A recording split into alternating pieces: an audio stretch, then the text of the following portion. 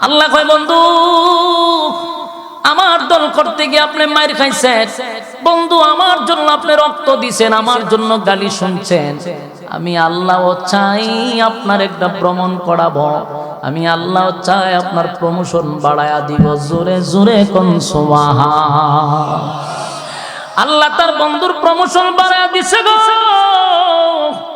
আল্লাহ রাব্বুল আলামিন বলেন, বন্ধু দুনিয়ার নেতারা দুনিয়ায় ভ্রমণ করে, কিন্তু আমার বন্ধুরে আমি দুনিয়ায় ভ্রমণ করাবো না। দুনিয়ার বন্ধু দুনিয়ার নেতারা দুনিয়া এনজয় করে, আমার বন্ধুরে দুনিয়া এনজয় করতে দিব না। আমি আমার বন্ধুরে দাওয়াত করলাম 7 আসমানের উপরে।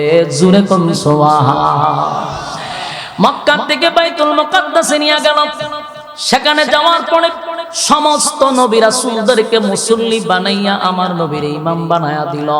প্রমোশন নবীর বেড়ে গেল, উপাধি লেগে গেল ইমামুল মুরসালিন। সুবহানাল্লাহ।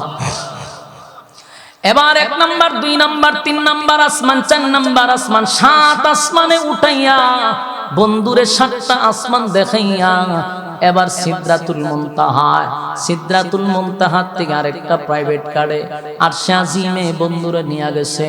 বন্ধুর সঙ্গে বন্ধুর সাক্ষাৎ হইছে। এবার জান্নাত জাহান্নাম ভ্রমণ করাইয়া হাউজে কাউসার যেটা দান করছে, সেই হাউজে কাউসারের পারে নবীরে দাঁড় করাইছে। চিৎকার দিয়া কোন সুবহান। ইন্না আ'তাইনাকাল কাউসার। বন্ধু দুনিয়ায় আপনারে কাউসার দান করছি গো। আমি বলছি আপনারে কাউসার দান করলাম, কাউসার দিয়া দিলাম। আজকে আপনাকে সশরীরে সচক্ষে কাউসারের পাড়ে দাঁড় করাইয়া বন্ধুরে কাউসারটা দেখায়া দিছে। বন্ধু আমি যে আপনারে গিফট করলাম, কেমন করলাম একটু নিজের চোখে দেখেন। আল্লাহর নবী খুশিতে আনন্দে আর ডাক দিয়া বলে, মালিক এত আনন্দ কোথায় রাখবো গো, এত আনন্দ কোথায় রাখবো? জান্নাত জাহান্নাম দেখাইয়া আমারে আপনি হাউজে কাউসারটা দেখাইলেন। কোন নবী রাসূল হাউজে কাউসার পায় নাই, আমার বন্ধুরে আল্লাহ দিছে। বন্ধুরে বন্ধু গিফট করছে। আল্লাহ কয় ওয়ালা সাউফা ইউতিকা রাব্বুকা ফাতারদা, নিশ্চয় আপনাকে আমি খুশি করব। খুশি করে দিল, খুশি করে দিল। যুবক ভাইরা, তাহলে আমরা প্রথম পাইলাম সান্ত্বনা, এরপরে পাইলাম খুশি। কারণ নবীরে সান্ত্বনাও দিছে আর হাউজে কাউসার দিয়া নবীরে খুশি কইরা দিছে, খুশি কইরা দিছে। এরপরে আসুন ফাসাল্লি লিরাব্বিকা ওয়ানহার। আল্লাহ এখানে বলছেন আপনার রবের জন্য আপনি কুরবানি করেন আর সালাত আদায় করেন, আর সালাত আদায় করেন। তাফসীর কারকরা বলেন এখানে সালাতের কথা কেন বলা হইল, নামাজের কথা কেন বলা হইল? এটা দিয়া স্পষ্ট বুঝায়া দিল রে, কোন বেনামাজিকে আমার আল্লাহ নবীর হাতের হাউজে কাউসারের পানি পান করাবে না। আশিক রাসূল নবীর নামের স্লোগান দিয়া চললেই খালি নবীর আশিক হওয়া যায় না রে। নবীর নামের স্লোগান দিলে আশিক রাসূল হওয়া যায় না। নবীর এতাআত করা লাগবে, নবীর অনুসরণ অনুকরণ করা লাগবে। যদি নবীর অনুসরণ অনুকরণ না করি, কসম খোদার হাসরের মাঠে নবীর হাতের পানি পান করা যাবে না। আশিক রাসূল নবীর নামের স্লোগান দিয়া দিয়া চললেই খালি নবীর আশিক হওয়া যায় না।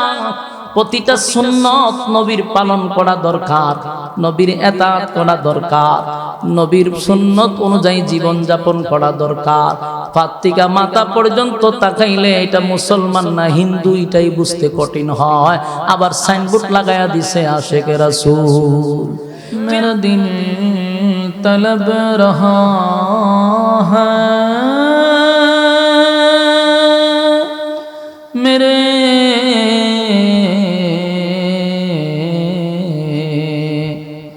चल रहा है सीना,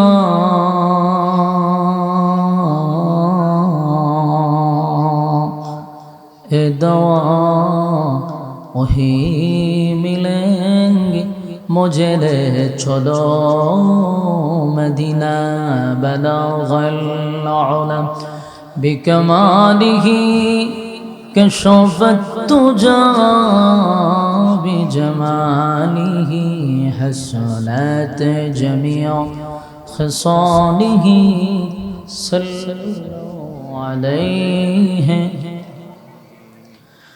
अल्हम्दुलिल्लाह।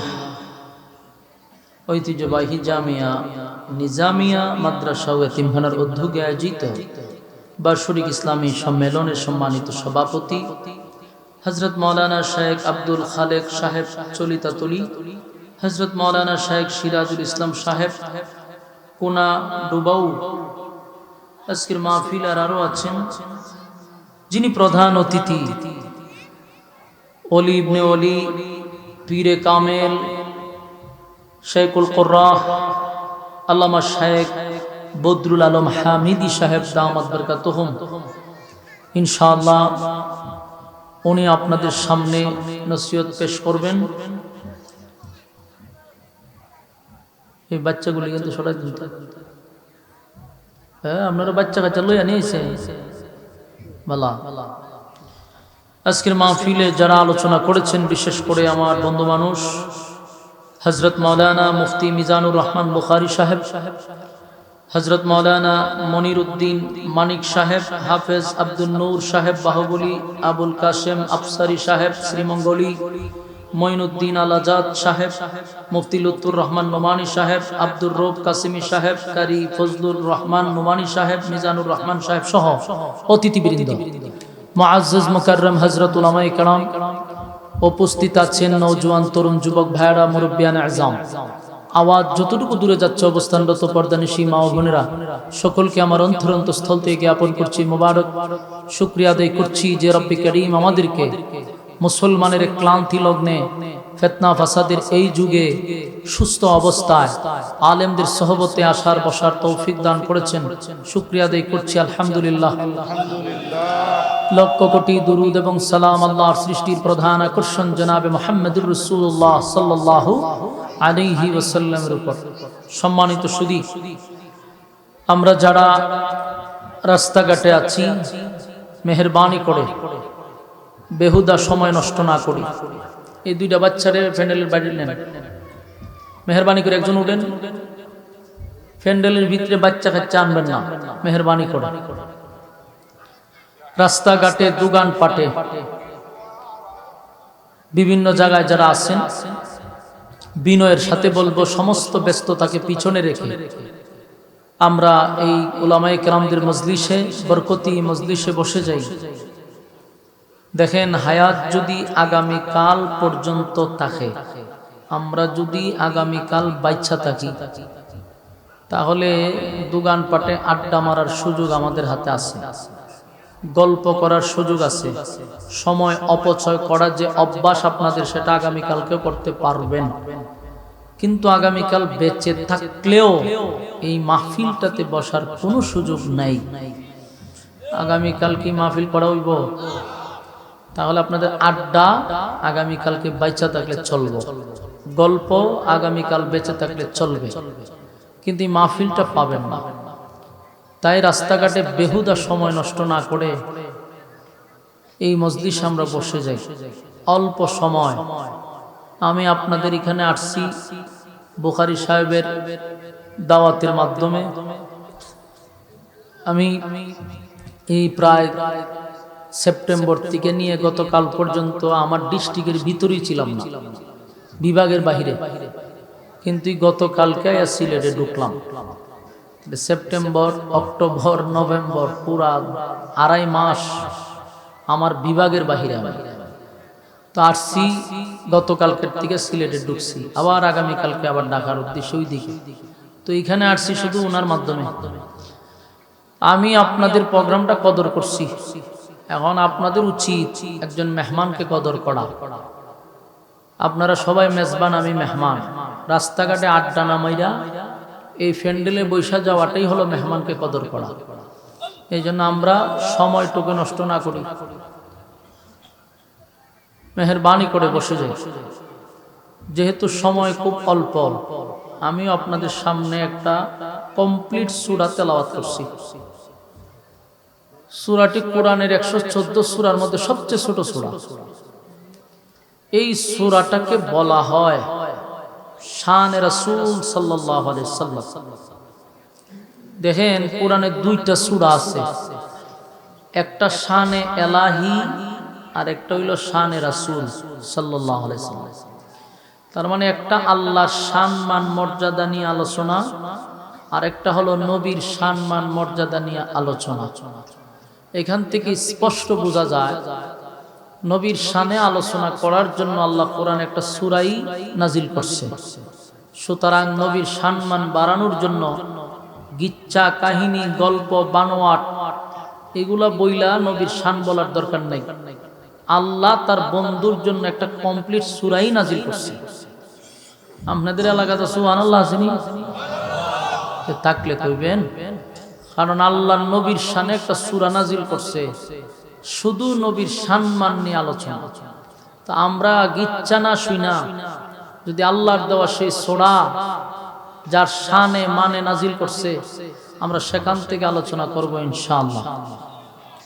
দেখেন সূরা কাউসার, এই সূরাটা নাজিল হওয়ার কারণটা কি ছিল, তার প্রেক্ষাপট কি, তখনকার অবস্থানটা কি ছিল, কোন কারণে নাজিল করছে, কোথায় নাজিল করছে, এই বিষয়গুলো জানলে আমরা আলোচনাটা বুঝতে শুনতে সুবিধা হবে।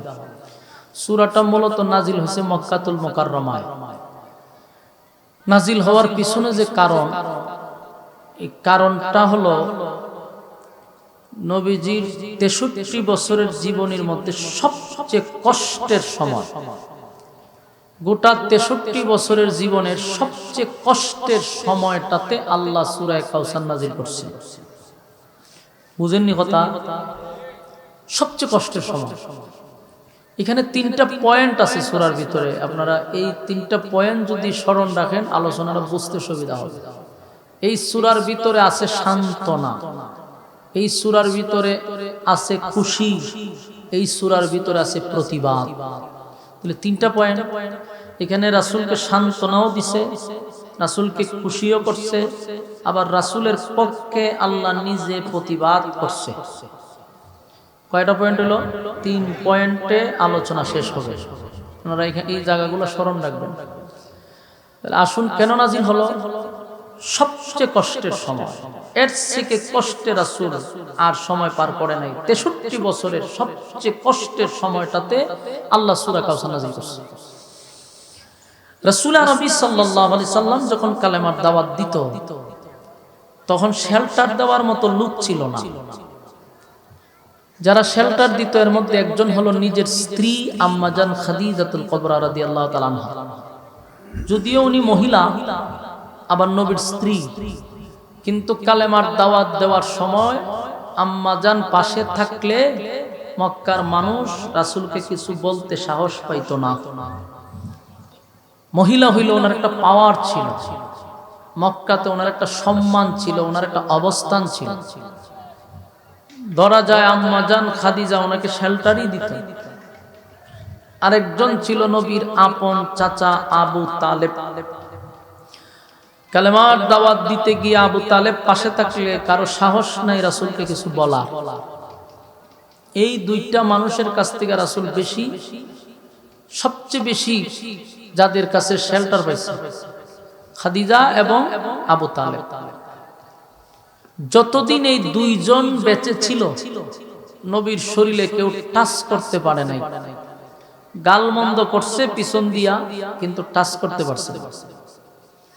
তো আল্লাহ রাসূল সাল্লাল্লাহু আলাইহি সাল্লাম কালেমার দাওয়াত দিতেছে 2 জন মানুষ জীবিত অবস্থায়, কিন্তু ঘটনাক্রমে রাসূলের চাচা আবু তালেব দুনিয়ার থেকে বিদায় হয়ে গেছে।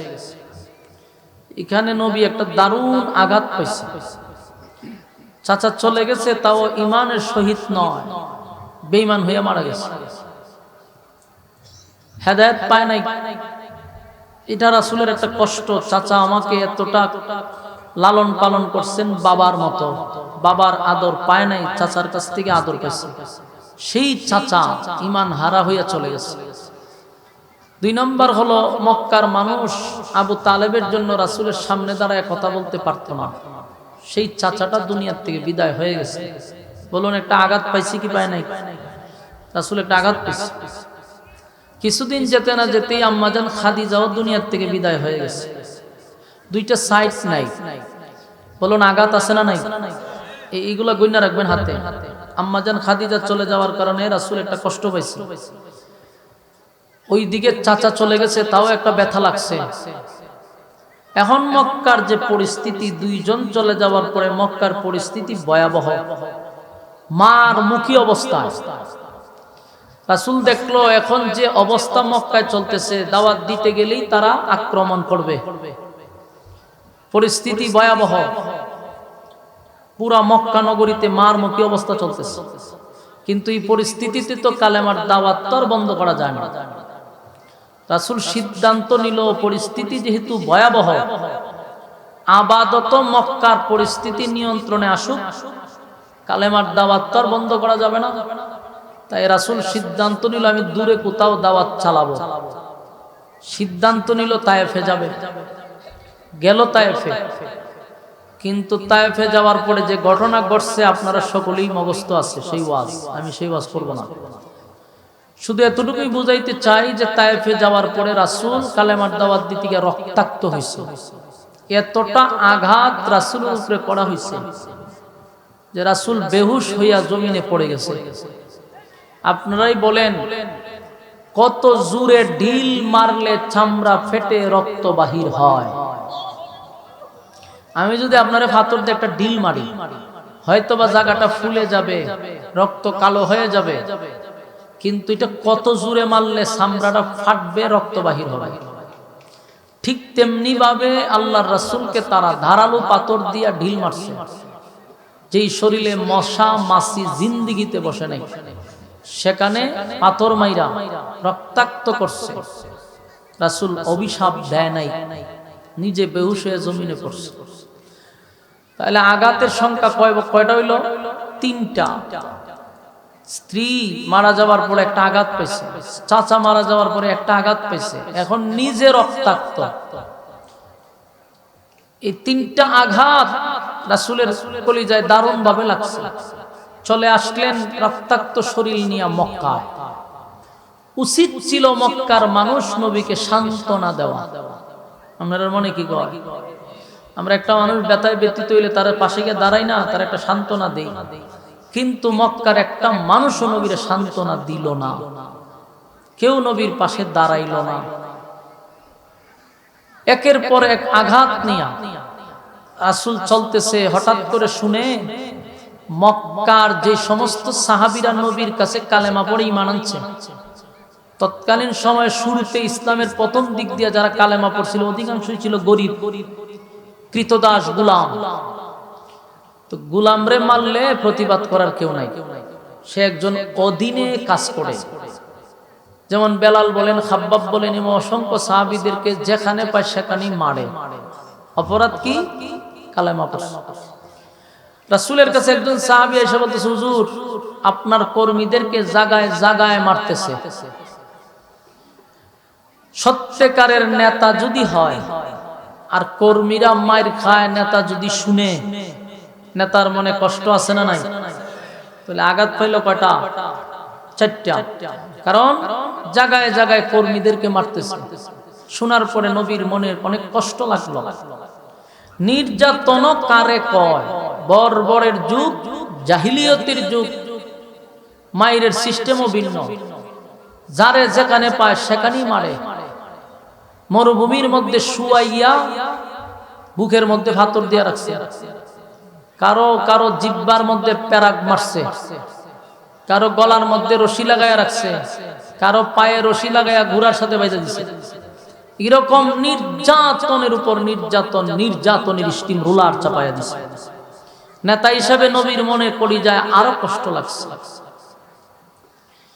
এর কিছুদিন যেতে না যেতেই নবীর একে একে 4টা ছেলে দুনিয়ার থেকে বিদায় হয়ে গেছে।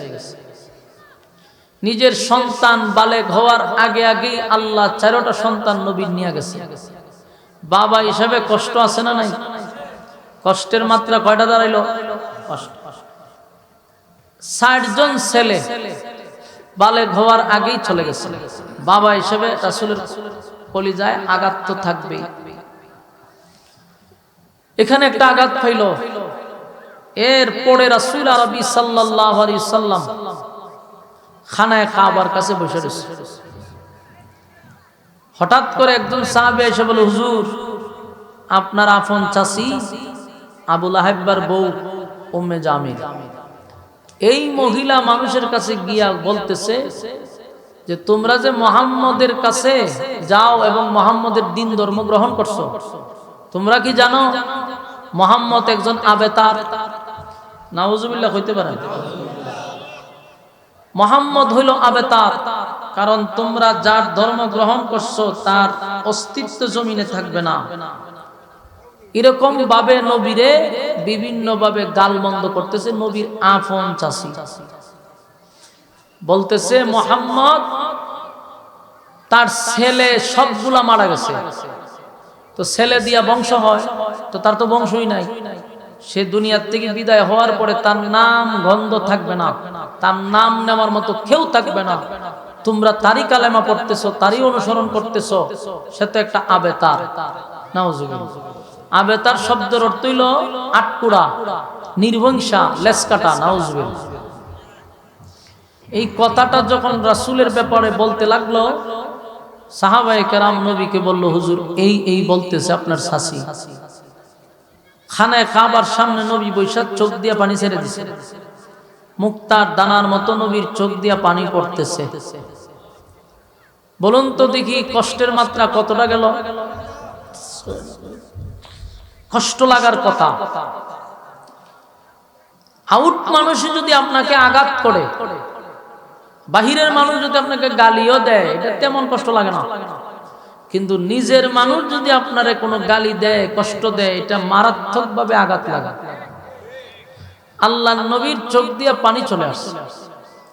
নবীর কান্না দেখা সাহাবায়ে কেরামরাও কাঁদতেছে। নবীর চোখের পানি দেখা সাহাবায়ে কেরামরাও চোখের পানি ছেড়ে দিছে। এমনকি নবীর চোখের পানি দেখা পশুরা পর্যন্ত কান্না শুরু করছে। বেড়া বকরিরাও কান্দে, সাহাবায়ে কেরামও কান্দে। কান্নার মাঝখানে হঠাৎ করে নবী তন্দ্রায় চলে গেছে। তন্দ্রার মধ্যেই নবী একটা মুস্কি হাসি দিছে। সুবহানাল্লাহ।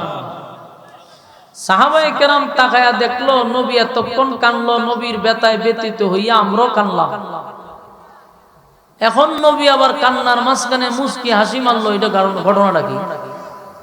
সাহাবায়ে কেরাম বলে, হুজুর, বেয়াদবি মাফ করবেন, আপনার ব্যথায় ব্যথিত আমরা, আপনার চোখের পানি দিকে আমরাও সহ্য করতে পারছি না, তো আপনি কান্দার মাঝখানে হাসি দিলেন কেন? আল্লাহর রাসূল তখন বলেন, সাহাবায়ে কেরাম, ঠিক এই মুহূর্তে আমার কাছে একটা কমপ্লিট সূরা নাজিল হয়েছে। সুবহানাল্লাহ। এই সূরাটা নাজিল হইছে, সূরাটা নাজিল হওয়ার কারণে আমি আর মুস্কি হাসি থামায়া রাখতে পারছি না। আল্লাহ আমারে এই মুহূর্তে একটা গিফট করছে, সান্ত্বনা দিছে, আমার পক্ষে প্রতিবাদ করছে। সুবহানাল্লাহ। এখন আসুন, এতক্ষণে আমরা বুঝলাম যে সূরাটা আল্লাহ কেন নাজিল করলো। এতগুলা কষ্ট, এতগুলা আঘাত, সবগুলা আঘাত নিয়ে যখন নবী খানায়ে কাবার সামনে বসে কান্না শুরু করছে, আল্লাহ তখন জিবরাইল পাঠাইছে। সুবহান। আল্লাহ রাব্বুল আলামিন বলেন, বন্ধু, আপনার এই কান্না দেখে আপনার সাহাবায়ে কেরামরাও কান্দে, পশুরাও কান্দে। আমিও জানতে চাই আপনার চোখের পানি কেন ছেড়ে দিলেন, কেন কান্দেন? বলুন তো দেখি। নবীর কান্নার কারণ আল্লাহ জানে কি জানে না? আল্লাহ বলেন, জিবরাইল, বন্ধুরে জিজ্ঞাসা করো বন্ধু কেন কান্দে।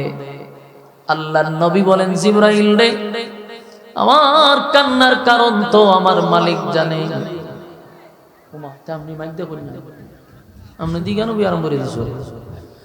আমার যুবক ভাইরা, আল্লাহ জিজ্ঞাসা করে বন্ধু কেন কান্দেন? নবী জিজ্ঞাসা করে আল্লাহ আমার কান্নার কারণ তো আপনি জানেন। আল্লাহ বলে বন্ধু আমি জানি, কিন্তু আপনি বললে যে আমার ভালো লাগে। সুবহানাল্লাহ। এবার নবী বলেন মালিক আমার কান্নার কারণ হলো এই পৃথিবীতে আমি আসার পরে আমার বাবার চেহারাটুকু আমি দেখলাম না। বাবা চলে গেল, বাবার আদর আমি পাইলাম না। কিছুদিন যেতে না যেতেই মাও চলে গেল, দাদাও চলে গেল। দাদা নাই, দাদি নাই, নানাও নাই, নানিও নাই। আত্মীয় স্বজন যারা ছিল তারা এখন নাই। আমার সুখের কথা দুঃখের কথা যার কাছে আমি বলতাম, আমার কলিজার টুকরা স্ত্রীটাও চলে গেল। কোনো অভিযোগ নাই আপনার প্রতি। আপনার ডাকে সাড়া দিয়ে আমার স্ত্রী চলে গেছে, কষ্ট নাই গো। আমার চাচাটা চলে গেছে, যেই চাচার কাছে বাবার আদর পাইছি।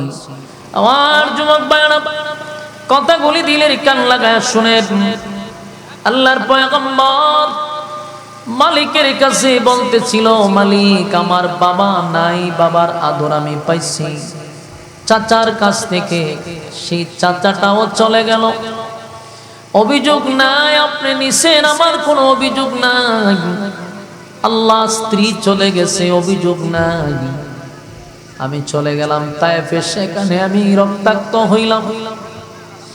তায়েফের ময়দানে হাবিবে কিবরিয়া যখন রক্তাক্ত হইল, আল্লাহর নবী বলেন সেখানেও আমার কোনো অভিযোগ নাই। অভিযোগ না থাকার কারণ হলো আপনার দিন প্রচার করতে গিয়া, আপনার দিনের জন্য যদি আমি শাহাদাত বরণ করি আমার কষ্ট নেই। আল্লাহ সেখান থেকে আমি আসলাম মক্কায়। মক্কার একটা মানুষ আমারে সান্ত্বনা দিল না। আমি আসার পরে শুনলাম আমার সাহাবায়ে কেরামদেরকে যেখানে পারে সেখানেই নির্যাতন করে, যেখানে পারে সেখানে নির্যাতন শুরু করছে। তাদের কোনো অপরাধ নাই, যেখানে পারে সেখানেই তারা নির্যাতন করে। নির্যাতনের স্টিম রোলার চাপায়া দিছে আমার সাহাবীদেরকে। তারা শুলিতে ঝুলায়া মারতেছে, কারো জিহ্বার মধ্যে পেরাক মারছে। আল্লাহ বলার অপরাধে আমি নেতা হইয়া আমার মনে কষ্ট আছে, কিন্তু অভিযোগ নাই। তারা যদি শাহাদাত বরণ করে আপনার তরি জান্নাতে যাবে, আমার কোনো অভিযোগ নাই। আল্লাহ আমার 4টা সন্তান চলে গেছে মালিক, আপনার দেওয়া নিয়ামত আপনি দিছেন, আপনি নিছেন, আপনি দিছেন, আপনি নিছেন, সেখানেও কোনো অভিযোগ নাই গো। কারণ আপনি দিছেন, আপনি নিয়ে গেছেন, আমার কোনো অভিযোগ নাই।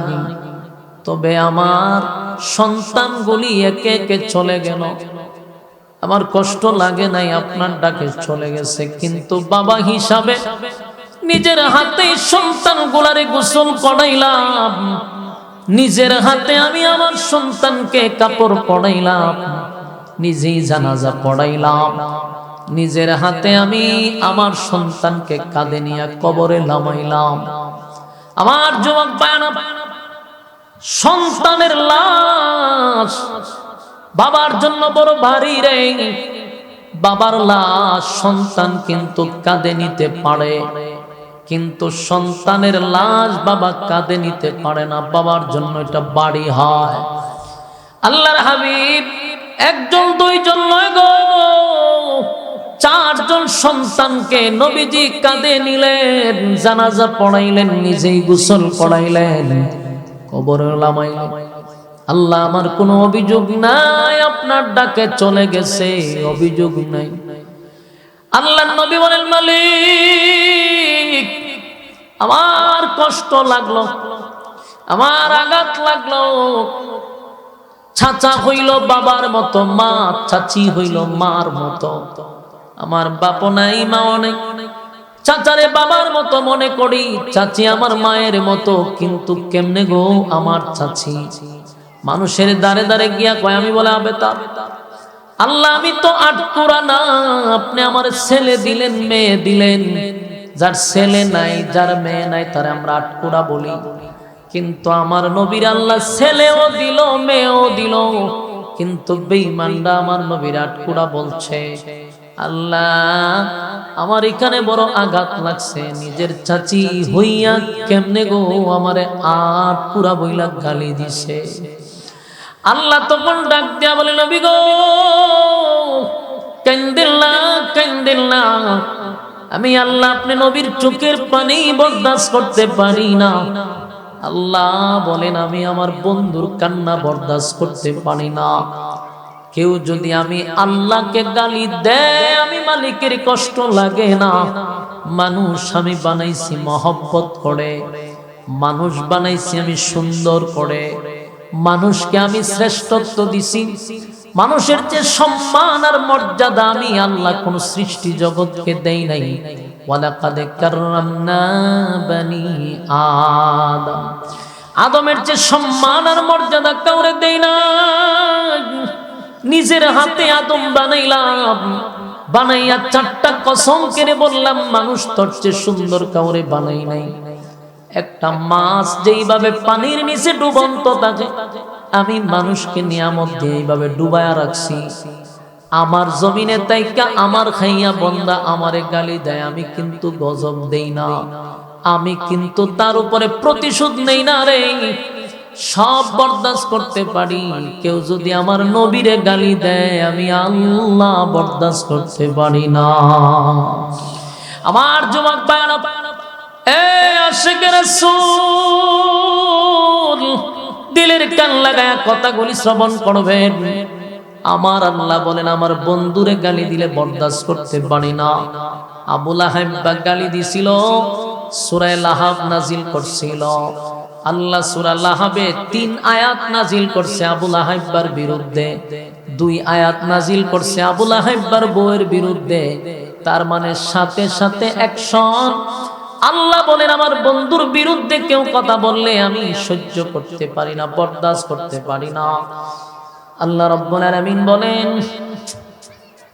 এত বিরক্ত লাগে আমার যদি কেউ কথা কথা ফুলাফান সব সামনে ওরান বেচারা মুহাত দিয়ে বইছে, উড়ান ফুলাটার উড়ান। এত বিরক্ত লাগে যদি কেউ কথা কয়, ফ্যান্ডেলের মধ্যে মনোযোগ নষ্ট হয়, আলোচনার মোট নষ্ট করে দেয়। ফুলাবান্ডি পুরানি বাড়ি গিয়া ঘুমায়, আর বাচ্চা কাচ্চারা ফাটা দিছে মাহফিল। দেখবেন এটার বাপ টিকে ঘুমাই দিছে, এটার মাথার মধ্যে একটা টুপি দিয়ে মাহফিল যাতে তুই আসতা করে মাহফিল, শয়তানের বাচ্চা গিয়া ঘুমাই দিছে, আর গোলা ফান ফাটাছে। কত খারাপের খারাপ।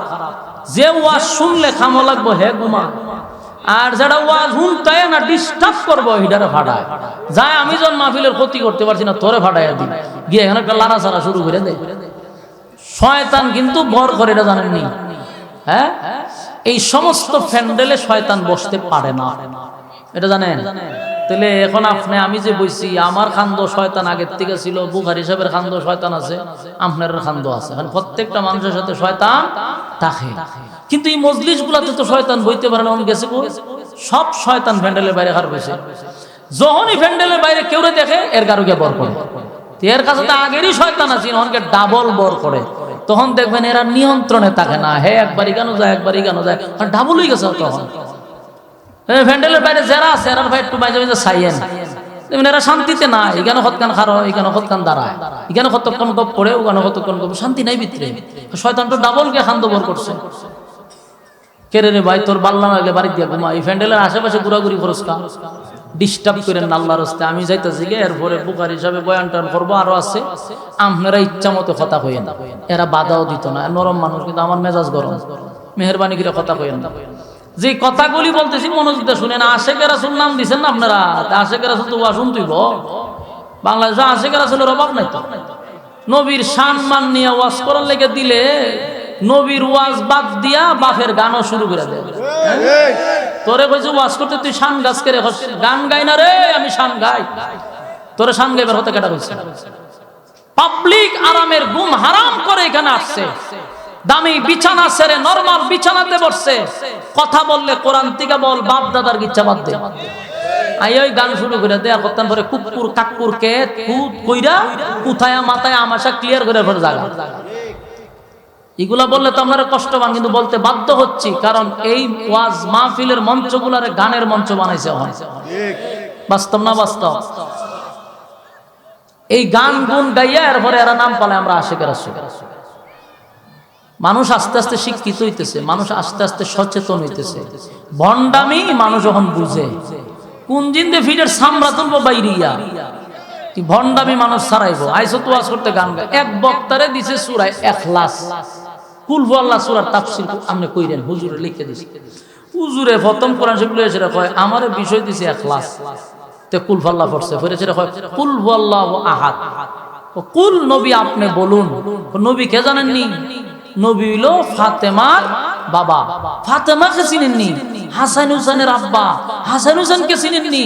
কারবালার কাহিনী শুরু করছে, কারবালার কাহিনী শেষমেশ কইরা কয় সময়ের অভাবে তাফসীর করতে পারছি না। ওই কুল থেকে গেছে গা, আর আহাদ পর্যন্ত আর যাইতাছে না। এই হলো তাফসীর। কথা বুঝতেন আমরা দেশে? তা আমি সূরা ইখলাস কাউসারটা শুরু করছি, আপনারা মাঝখানে বাম হাত ঢুকায়েন না, আমার ওয়াজটা করতে দেন আল্লাহর রাস্তে। আমি কাটকুট করতাম না, গজল গাইতাম না। মেহেরবানি করে ধারাবাহিক আলোচনাটা।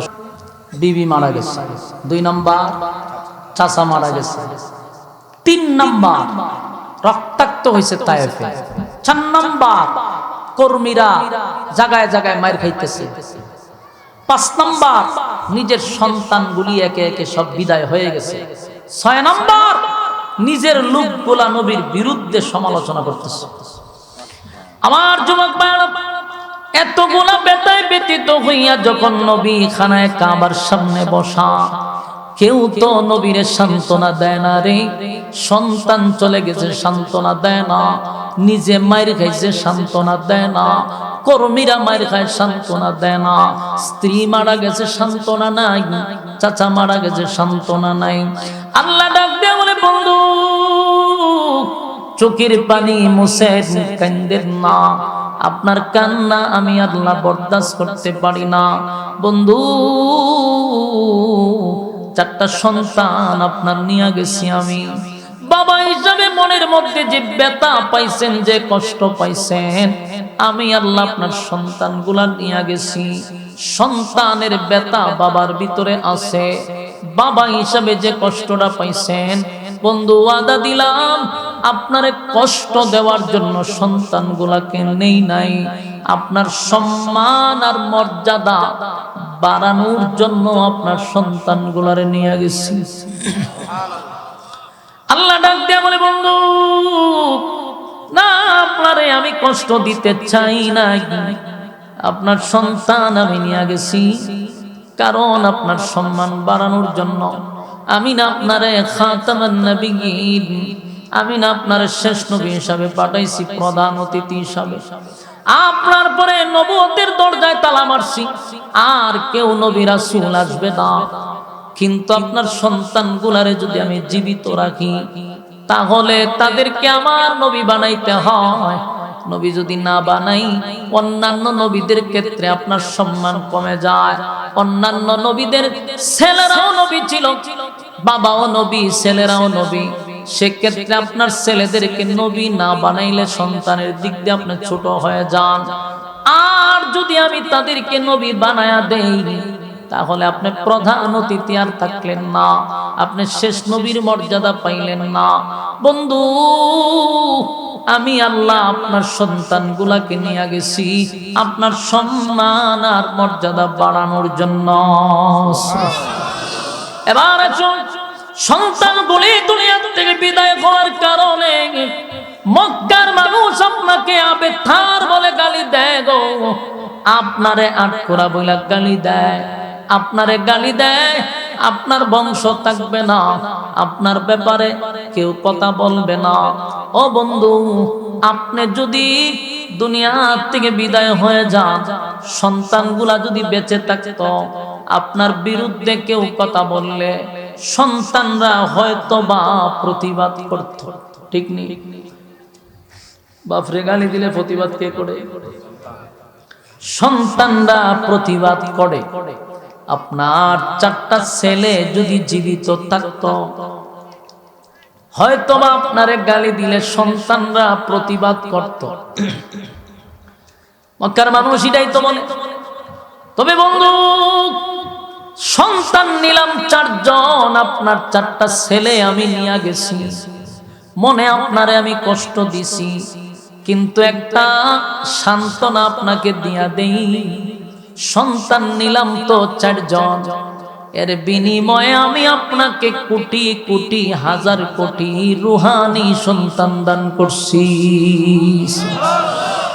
একটা জবান বন্ধ রাখবেন না, কোন আল্লাহু আকবার। আমরা নবীর উম্মতরাই হলো নবীর রুহানি সন্তান, আমরাই হলাম নবীর রুহানি সন্তান। এখন আসুন, নবীর বিরুদ্ধে যদি কেউ গালি দেয়, রুহানি সন্তানরা প্রতিবাদ করে।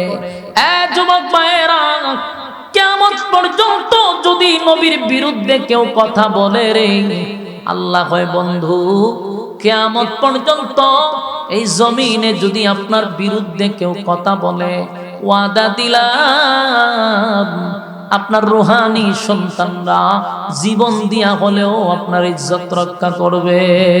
ঠিক, হ্যাঁ কথা কোন ঠিক নেই? আমরা হলাম নবীর রুহানি সন্তান। নবীর রুহানি সন্তানদের দায়িত্ব আছে তো, কোন দায়িত্ব আছে না নাই? দায়িত্ব শুধু বছরে একবার বিরিয়ানি খাওয়ান আর জিলাপি খাওয়ান না, বছরে একবার গর্তের থেকে বাইর হওয়া দায়িত্ব না। আপনি আমার আরো দায়িত্ব আছে। নবীর রুহানি সন্তান হিসাবে নবীর বিরুদ্ধে যদি কেউ কথা বলে, নবীকে কেউ কটাক্ষ করে, রুহানি সন্তান হিসাবে নবীর ইজ্জত রক্ষার্থে যদি জীবন দিতে হয়, জীবন দিতে প্রস্তুত থাকতে হবে। কিন্তু আফসোসের বিষয়, বাংলাদেশে এই পর্যন্ত যত নবীর বিরুদ্ধে কথা বলা হইল, নবীর নিয়ে কটূক্তি করা হলো, ইসলাম নিয়ে কটূক্তি করা হলো, আল্লাহরে গালি দেওয়া হলো, কুরআন অপমান করা হইল, একটা টিক্কিওয়ালাদেরকে আমরা প্রতিবাদ করতে দেখি নাই। এদের তাকবীর, আল্লাহু আকবার, দিন ইসলাম, দিন ইসলাম, জিন্দাবাদ, জিন্দাবাদ, ইসলামের শত্রুরা হুঁশিয়ার সাবধান, আলেমুল আমাদের শত্রুরা হুঁশিয়ার সাবধান। সম্মানিত সুধী, আপনাদের ঘুমন্ত বিবেককে জাগ্রত করতে চাই। আমি আশরাফির কথা বাদ দেন, বালিশের সঙ্গে মাথা লাগাই একবার চিন্তা করেন তো, বাংলাদেশের টেকনাফ থেকে তেতুলিয়া আজ পর্যন্ত যত জায়গায় নবীর বিরুদ্ধে কথা বলা হয়েছে, আপনাদের কোন লাল ফাগরিওয়ালা, কোন টিকলিওয়ালার মাধ্যমে আন্দোলন শুরু হয়েছে? একটা নজির দেখাইতে পারবেন না। যাদেরকে নবীর দুশমন বলেন, যাদেরকে ওয়াহাবি বলেন, কসম খোদার, নবীর বিরুদ্ধে কথা বললে আমরাই মাঠে নামি, আমরাই রক্ত দেই, আমরাই আন্দোলন সৃষ্টি করি। ঠিক না বেঠিক? দিন ইসলাম, দিন ইসলাম, জিন্দাবাদ, জিন্দাবাদ, বিশ্বনবীর শত্রুরা হুঁশিয়ার সাবধান, হুঁশিয়ার সাবধান, বিশ্বনবীর শত্রুরা। সম্মানিত সুধী, এই কথাগুলি আপনাদের কানের ভিতরে ঢুকাইতে চাই। শুধু মানুষের কথা শুননা লাফায়েন না, নিজের বিবেক আল্লাহ দিছে, এগুলা মাঝে মধ্যে বালিশের সঙ্গে মাথা লাগায় চিন্তা করবেন। কারে আপনি টেক লাগান, কার বিরুদ্ধে আপনি বলেন যে নবীর দুশমন? বাংলাদেশে নবীর বিরুদ্ধে কথা বললে জীবন দেয় আমরা, রক্ত দেয় আমরা। বুলাতে 11 জন কওমি মাদ্রাসার আলেম শহীদ হয়েছে নবীর ইজ্জত রক্ষার্থে। শাপলা চত্বরে নবীর ইজ্জত রক্ষার্থে হাজার হাজার আলেম শহীদ হয়েছে। বাংলাদেশের যে কোনো প্রান্তে নবীর বিরুদ্ধে কটূক্তি করলে জীবন দিয়ে হলো আমরা চেষ্টা করি নবীর ইজ্জত রক্ষার জন্য। ব্রাহ্মণবাড়িয়াতে কোরআন নিয়ে অপমান করছে, আমরাই তো নামছি, আমরাই তো আন্দোলন করছি। আল্লাহরে গালি দিল বাউল নামক ফাউল, আমরাই তো মামলা করছি, আমরাই তো প্রতিবাদ করছি। একটা ভণ্ড বক্তাগুলি প্রতিবাদ করে নাই, বরং আলাউদ্দিন জিহাদি নামের ভণ্ড প্রতারক লাইভে আইসা সেই বাউল নামক ফাউলের পক্ষ নিয়ে কথা বলছে। এদেরকে আপনারা বড় গুরু মনে করেন, ঠাকুর মনে করেন। এরা যে কত বড় ঠাকুর! এরা ছিল এক সময় বাউল, এখন বক্তা জগতের নাম দিয়ে সুলমুল খাইটাই আইডি বইজন ওয়াজ মাহফিল। এই জন্য দেখবেন এদের ওয়াজ মাহফিল গান চলে বেশি, কারণ গান গাউইনারা আইছে অন স্টেজ। ঠিকই গানও কইেন না, নিজের বিবেকের সাথে ঠিক কইেন। আমার কথাগুলি অ্যান্টিবায়োটিক হয়ে যায়, ঠিক না? কিন্তু আমার যতদিন জীবন থাকবো এই কথাগুলো আমি বলে যাব। কারণ আপনারা আমাদেরকে কথায় কথায় ওয়াহাবি বলেন, কথায় কথায় নবীর দুশমন বলেন। একবার তাকায়া দেখেন তো, নবীর দুশমনটাই নবীর পক্ষে বেশি নাই যাদেরকে আপনারা দুশমন বলেন। এনায়েতুল্লাহ আব্বাসী এক মাহফিলে আপনারা নিছেন, সুন্নিয়তের মাহফিলে উনি গিয়া বলল যে আজকে তো কোরআন নিয়ে অপমান হইলো, আপনারা সুন্নিরা প্রতিবাদ করছেন না, নবীরে গালি যে প্রতিবাদ করছেন না। তাহলে যাদেরকে আপনারা নবীর দুশমন বলেন এরাই তো প্রতিবাদ করে, এরাই তো আন্দোলন করে, এরাই তো মামলা করে, এরাই তো রক্ত দেয়, এরাই তো জীবন দেয়। কারে কি বলেন, কারে কি বলেন? এই জন্য আপনাদের গুমর পাশ হবে আস্তে আস্তে। এই সমস্ত বাউল নামক ফাউলগুলা সাধারণ মানুষকে আইনাই নাই ওয়াজ মাহফিলে রাতের 12টার সময় এসেরা 5 জন মানুষ লয়ে এসে সে কইব আয় বস করলে এই বন্নামি বাদ দে, বাদ দিয়া ওই আগে যেখানে আসলি কেন যা, ওয়াজের মাহফিলগুলা ধ্বংস করিস। আহলে সুন্নাত ওয়াল জামাতের আকীদা হলো আমাদের, আমরা হলাম আহলে সুন্নাত ওয়াল জামাত, আমরা নবীর পাহারাদার, আমরা নবীর রূহানি সন্তান, ঠিক কি না বলেন? নবীর ইজ্জত নিয়ে যদি কথা বলা হয় জীবন দিতে আমরা প্রস্তুত। এই জমিনে নবীর অপমান করতে আমরা দিব না ইনশাআল্লাহ। আপনারা একটু গবেষণা করেন, দেখেন কোন মৌলবী আপনাদের লাইনে মাঠে আন্দোলন করছে, একটারও পাইবেন না, একটারও পাবেন না। এরা বছর একবার বাইরে গর্তের থেকে বাইরিয়া আন্দোলন মান্দোলন করে পরে বিরানি টিরানি খাইয়া এই যে গরজ যায়, আর 1 বছরের ভিতরে এরারে বাইর করন জানো। এইগুলা বাদ দেন। এরপরে ওয়াজ মাহফিলের মধ্যে আইসা ওয়াজের নামে যে সমস্ত গানগুলি বলে, একটার পর একটা গান বলতেই থাকে, একটার পর একটা ছন্দ মিলায়া মিলায়া শিরকি কথাবার্তা মিক্সচার করে মানুষের ঈমান নষ্ট করে। বাস্তব কেছি না বাস্তব? বিবেককে জাগ্রত করুন, বিবেককে জাগ্রত করুন। এই 16 বছর শেখ হাসিনার আমলে নবীর বিরুদ্ধে যতগুলা কথা বলা হয়েছে, কটূক্তি করা হয়েছে, কোনো বিচার হয়েছে? আপনারা দেখছেন নি করে ফাঁসি দিতে, কেউ জেলে দিতে, ঠিক না? কিন্তু 16 বছর মুজিবের বিরুদ্ধে যদি সকালে কেউ কথা কইছে, আসরের আগে এর খবর দিয়া উফরে ফুল গাছ লাগায় পানিতে তো রাখছে, ঠিক নি?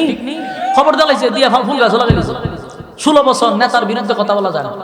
এখন বর্তমানে আপনি জিয়ার বিরুদ্ধে গালি দেন, তারেক জিয়ারে গালি দিয়া দেখেন, এখনো আপনি রাত্রে গালি দিয়েছেন, সকালে আপনি নাই, সে সামনে গায়েব। কেন? নেতার বিরুদ্ধে কথা বললে কর্মীদের কষ্ট লাগে, ঠিক কিনা?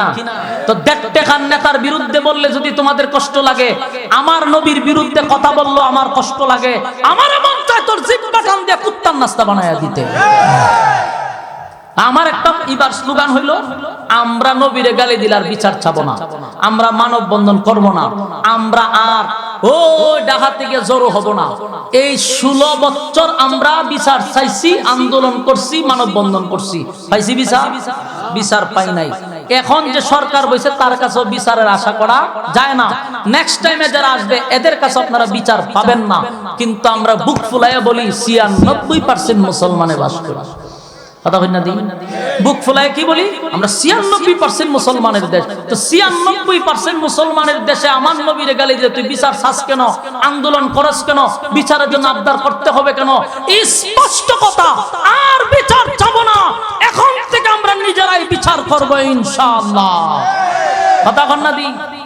বিচার চাইবেন না বিচার করবেন? এখন আমরা বিচার করব। সুতরাং এই বিষয়টা মাথায় নিয়ে আগামীতে আপনারা ওই সমস্ত লোকদেরকে বসাবেন যারা নবীর বিচারের জন্য মানববন্ধন করবে না, স্বয়ং তারা নিজেরাই বিচার করবে, ঠিক কিনা বলেন? আর যারা ইসলাম নিয়ে কটূক্তি করে এদেরকে লাল কার্ড দেখাইবেন, লাল কার্ড, হলুদ কার্ড না, লাল কার্ড দেখাই দিবেন। পারবেন নি? এই যে আওয়াজই বোঝা যায় কি পরিমাণ পারবো। আমার এই কথাগুলি আমার ইমানি দায়িত্ব, তাই আমি আমার সব জায়গায় কথাগুলি পৌঁছায়া দেই। মানা না মানা আপনার ব্যাপার। কথা কি বুঝতেছেন? আমার দায়িত্ব আমি বলছি। তো দেখুন রাসূল আরবি সাল্লাল্লাহু আলাইহি সাল্লাম, উনার রূহানি সন্তান হইলাম আমরা, আমাদের দায়িত্ব আছে। বাবারে যদি কেউ গালি দেয় সন্তান যেমন প্রতিবাদ করে, নবীরে গালি দিলে রূহানি সন্তানরা প্রতিবাদ করবে। কথা হয় না? আমরা নবীর কি সন্তান? রূহানি। আল্লাহ কি কয়? নিলাম 60 জন, কিন্তু আপনারা যে আমি কোটি কোটি কোটি রূহানি সন্তান দিছি, এটা ছিল সান্ত্বনা। বলুন এটা কি? কয়টা পয়েন্ট ছিল? 3টা। সান্ত্বনা, এরপরে এই কষ্টের মধ্যে আল্লাহ যে খুশিটা করছে এটা হইল ইন্না আ'তাইনাকাল কাউসার। আল্লাহ নবীর কষ্টের সময় হয় নিশ্চয় আপনাকে আমি কাউসার দান করছি। সুবহানাল্লাহ। আমার যুবক ভাইরা, চতুর্দিকে ব্যথায় ব্যথিত, ব্যথায় ব্যথিত, আঘাতের পর আঘাত, আঘাতের পর আঘাত, কারো কাছ থেকে কোনো সান্ত্বনা পায় না। আল্লাহ প্রথমে সান্ত্বনা দিল, বন্ধু নিলাম 4 জন, দিলাম কোটি কোটি সন্তান আপনাকে। 2 নাম্বার হলো বন্ধুরে খুশি করছে। কেউ যদি কিছু দেয় তাহলে সে বেজার হয় না, খুশি হয়। আপনার দুশ্মনও যদি আপনারে গিফট করে, আপনার মনে মনে খুশি না বেজার? গিফট করলে মানুষ খুশি হয় রে। আল্লাহ হয় বন্ধু আদম থেকে নিয়ে ঈসা রূহুল্লাহ পর্যন্ত, আদমকে আমি কাউসার দেই নাই। নূহ পয়গম্বর 950 বছর দাওয়াত দিছে, আমি কাউসার দেই নাই। ইব্রাহিম খলিলুল্লাহ আমার বন্ধু পরীক্ষায় উত্তীর্ণ হইছে, আমি তারে কাউসার দেই নাই। মুসা কালিমুল্লাহ কথা বলছে, সম্পর্ক ভালো, কাউসার দেই নাই। আমি হাউজে কাউসার আপনাকে দান করলাম। এই বন্ধুরে কতটা খুশি করছে, কতটা কষ্টের মাঝখানে সূরা কাউসার নাজিল করে বন্ধুরে বন্ধু খুশি কইরা দিছে। সুবহান আল্লাহ, তার বন্ধুরে খুশি করছে। অন্য এক আয়াতে আল্লাহ বলেন ওয়ালাল আখিরাতু খায়রুল লাকা মিনাল উলা ওয়ালা সাওফা ইউতিকা রাব্বুকা ফাতারদা। আল্লাহ বলেন ওয়ালা সাওফা ইউতিকা রাব্বুকা ফাতারদা। এর আগের আয়াতে বলেন ওয়ালাল আখিরাতু খায়রুল লাকা মিনাল উলা। দুনিয়ায় যা দিছি আপনার এটা তো স্যাম্পল। কি বল? স্যাম্পল। বন্ধু দুনিয়ায় আপনারে যা দিছি সব স্যাম্পল, পরকালে আপনার জন্য রাখছি গুডাউন। সুবহানাল্লাহ। মোট কথা বন্ধুর আল্লাহ খুশি করতেছে। সবচেয়ে কষ্টের সময় বন্ধুরে খুশি করে দিতেছে। আপনার মনে কষ্ট নিবেন না। সন্তান নিছি 4 জন, দিলাম কোটি কোটি, আপনারে গিফট করলাম কাউসার। এরপর আল্লাহ কয় আপনারে আমি যা দিছি তো স্যাম্পল, গুডাউন রাখছি পরকালে। সুবহানাল্লাহ। ওয়ালা সাওফা ইউতিকা রাব্বুকা ফাতারদা। আল্লাহ কয় ও চিরেই শীঘ্রই আপনাকে আমি আরো খুশি করব। সুবহানাল্লাহ।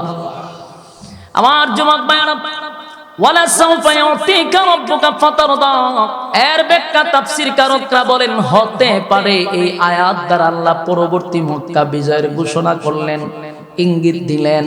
হয়তো আর একটা খুশি বন্ধুরে বন্ধু যখন দাওয়াত দিয়া 7 আসমানে নিলেন, আরশে আজিমে নিলেন, ওটাকে ইঙ্গিত করা হয় ওয়ালা সাওফা ইউতিকা রাব্বুকা ফাতারদা। অচিরে আপনাকে আমি খুশি করব। বন্ধুরে বন্ধু খুশি করলেন, রুহানি সন্তান দিলেন, কাউসার দিলেন। আবার আল্লাহ বলেন বন্ধু দুনিয়ার নেতারা যদি দুনিয়ায় নেতাগিরি করতে গিয়া দলের জন্য মাইর খায়, দল ক্ষমতায় আসলে তার প্রমোশন বাড়ে না কমে? কথা হয় না? বিএনপির যারা আওয়ামী লীগের কাছে ইচ্ছা মতো মাইর খাইছে, যারা বাদাম খাইছে, এখন বিএনপি যদি ক্ষমতায় আসে ওই নেতাদের প্রমোশন বাড়বে না কমবে? কেন বাড়বে? দলের জন্য মাইর খাইছে রে, দলের জন্য ত্যাগ করছে, এই জন্য দল ক্ষমতায় আসলে তার প্রমোশন বাড়ায়া দেয়। শুধু প্রমোশন বাড়ায় না, দলের মেইন যিনি আছে সে ওই কর্মীদের রাষ্ট্রীয়ভাবে সফর করার সুযোগ দেয়, বিভিন্ন দেশে তারে ভ্রমণ করার সুযোগ দেয়। যান বহু মাইটের খাইছেন, মাজা টুজা বেখা হয়ে গেছে গা, বাহিরে গিয়ে একটু এনজয় করেন, রাষ্ট্রীয় টাকা দিয়া তারে বিভিন্ন দেশে পাঠায়, ইউরোপ কান্ট্রিতে, সিঙ্গাপুরে, থাইল্যান্ডে নেতায় যায় এনজয় করতে, নেতায় সেখানে এনজয়ও করে। সাগরের পারে নেতা এনজয় করে, বোতল টানে আর হুড়পুরি নাচায়। এই যে নেতা এনজয় করলো রাষ্ট্রীয় টাকায়, কেন? দলের লাগা মাইর খাইছে। কথা হয় না? এই জন্য নেতারাই সুখ করার সুযোগ করে দিয়েছে, ঠিক না বেটি? আল্লাহ বলেন দুনিয়ার নেতারা যদি মাইর খাইলে ভ্রমণ করার সুযোগ পায়, এনজয় করার সুযোগ পায়, তাহলে বন্ধু আমার দল করতে গিয়েও মাইর খাইছে। আল্লাহ কয় বন্ধু আমার দল করতে গিয়ে আপনি মাইর খাইছেন, বন্ধু আমার জন্য আপনি রক্ত দিছেন, আমার জন্য গালি শুনছেন, আমি আল্লাহ চাই আপনার একটা ভ্রমণ করাবো, আমি আল্লাহ চাই আপনার প্রমোশন বাড়ায়া দিব। জোরে জোরে কোন সুবহান। আল্লাহ তার বন্ধুর প্রমোশন বাড়ায়া দিছে গো। আল্লাহ রাব্বুল আলামিন বলেন বন্ধু দুনিয়ার নেতারা দুনিয়ায় ভ্রমণ করে, কিন্তু আমার বন্ধুরে আমি দুনিয়ায় ভ্রমণ করাবো না। দুনিয়ার বন্ধু দুনিয়ার নেতারা দুনিয়া এনজয় করে, আমার বন্ধুরে দুনিয়া এনজয় করতে দিব না। আমি আমার বন্ধুরে দাওয়াত করলাম 7 আসমানের উপরে। জোরে কোন সুবহান। মক্কা থেকে বাইতুল মুকাদ্দাসে নিয়ে গেল। সেখানে যাওয়ার পরে সমস্ত নবী রাসূলদেরকে মুসল্লি বানাইয়া আমার নবীর ইমাম বানায়া দিল। প্রমোশন নবীর বেড়ে গেল, উপাধি লেগে গেল ইমামুল মুরসালিন। সুবহানাল্লাহ। এবার 1 নাম্বার 2 নাম্বার 3 নাম্বার আসমান, 4 নাম্বার আসমান, 7 আসমানে উঠাইয়া বন্ধুরে 7টা আসমান দেখাইয়া এবার সিদরাতুল মুনতাহা, সিদরাতুল মুনতাহা থেকে আরেকটা প্রাইভেট কারে আরশে আজিমে বন্ধুরে নিয়ে গেছে। বন্ধুর সঙ্গে বন্ধুর সাক্ষাৎ হইছে। এবার জান্নাত জাহান্নাম ভ্রমণ করাইয়া হাউজে কাউসার যেটা দান করছে, সেই হাউজে কাউসারের পারে নবীরে দাঁড় করাইছে। চিৎকার দিয়া কোন সুবহান। ইন্না আতাইনাকাল কাউসার। বন্ধু দুনিয়ায় আপনারে কাউসার দান করছি গো, আমি বলছি আপনারে কাউসার দান করলাম, কাউসার দিয়া দিলাম। আজকে আপনাকে সশরীরে সচক্ষে কাউসারের পাড়ে দাঁড় করাইয়া বন্ধুরে কাউসারটা দেখায়া দিছে। বন্ধু আমি যে আপনারে গিফট করলাম, কেমন করলাম একটু নিজের চোখে দেখেন। আল্লাহর নবী খুশিতে আনন্দে আর ডাক দিয়া বলে মালিক এত আনন্দ কোথায় রাখবো গো, এত আনন্দ কোথায় রাখবো? জান্নাত জাহান্নাম দেখাইয়া আমারে আপনি হাউজে কাউসারটা দেখাইলেন। কোন নবী রাসূল হাউজে কাউসার পায় নাই, আমার বন্ধুরে আল্লাহ দিছে। বন্ধুরে বন্ধু গিফট করছে। আল্লাহ কয় ওয়ালা সাউফা ইউতিকা রাব্বুকা ফাতারদা, নিশ্চয় আপনাকে আমি খুশি করব। খুশি করে দিল, খুশি করে দিল যুবক ভাইরা। তাহলে আমরা প্রথম পাইলাম সান্ত্বনা, এরপরে পাইলাম খুশি, কারণ নবীরে সান্ত্বনাও দিছে আর হাউজে কাউসার দিয়া নবীরে খুশি কইরা দিছে, খুশি কইরা দিছে। এরপরে আসুন ফাসাল্লি লিরাব্বিকা ওয়ানহার। আল্লাহ এখানে বলছেন আপনার রবের জন্য আপনি কুরবানি করেন আর সালাত আদায় করেন, আর সালাত আদায় করেন। তাফসীর কারকরা বলেন এখানে সালাতের কথা কেন বলা হইল, নামাজের কথা কেন বলা হইল? এটা দিয়া স্পষ্ট বুঝায়া দিল রে কোন বেনামাজিকে আমার আল্লাহ নবীর হাতের হাউজে কাউসারের পানি পান করাবে না। আশিক রাসূল নবীর নামের স্লোগান দিয়া চললেই খালি নবীর আশিক হওয়া যায় না রে। নবীর নামের স্লোগান দিলে আশিক রাসূল হওয়া যায় না। নবীর এতাআত করা লাগবে, নবীর অনুসরণ অনুকরণ করা লাগবে। যদি নবীর অনুসরণ অনুকরণ না করি, কসম খোদার হাসরের মাঠে নবীর হাতের পানি পান করা যাবে না। আশিক রাসূল নবীর নামের স্লোগান দিয়া দিয়া চললে খালি নবীর আশিক হওয়া যায় না।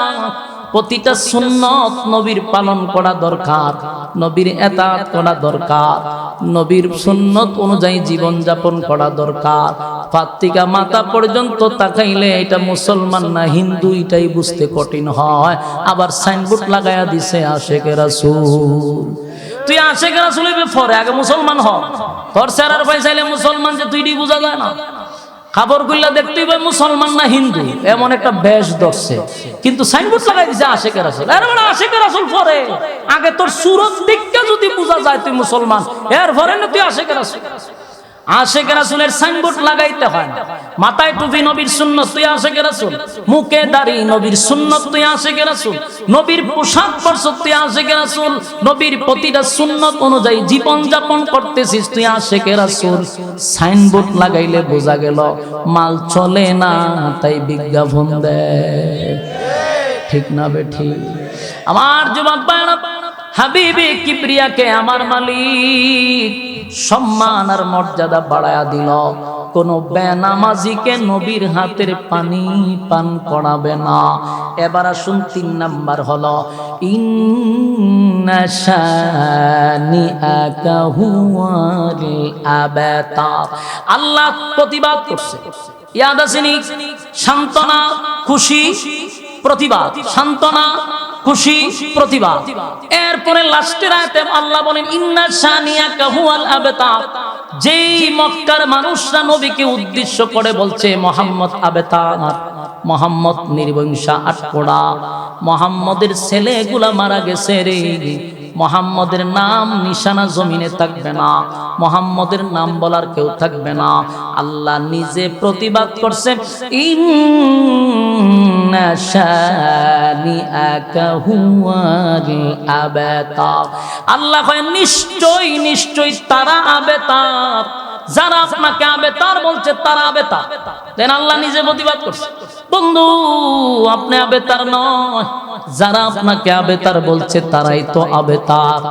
কারণ এই জমিন যতদিন থাকবে, আমি আল্লাহর নাম জমিনে যতদিন থাকবে, বন্ধু আপনার নাম ততদিন থাকবে।